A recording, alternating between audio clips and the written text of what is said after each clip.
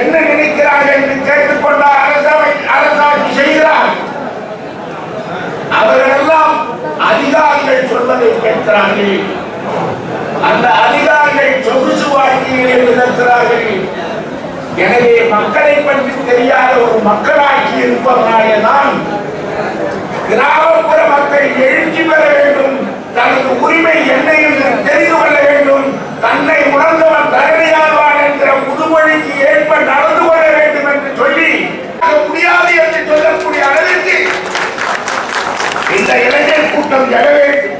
82 வயதான டாக்டர் ஐயாவும் 70 வயதான நானும் இன்றைக்கு போராடி கொண்டிருக்கிறோம். எங்கள் கண்முள்ளே இந்த நாட்டிலே இருக்கக்கூடிய வன்னிய இளைஞர் கூட்டம் உயரம் புறப்பட்டு அதிகாரத்தை தனது கையிலே எடுத்துக் கொள்ள வேண்டும் என்று ஆசைப்படுகிறோம்.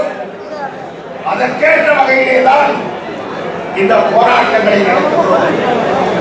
எனவே நான் இங்கே வன்னியர் சங்க தலைவர் என்ற முறையில் ஒரு உறுதியை சொல்வேன். இந்த மாத கடைசிக்குள்ளாக வன்னியர்களுக்கு தனி ஒதுக்கீடு என்கிற அறிவிப்பை அரசாங்கம் செய்யவில்லை என்றால் இந்த தமிழ்நாட்டினுடைய ஆட்சி அதிகாரத்தை வன்னியர்களே மேற்கொள்வார்கள் என்பதை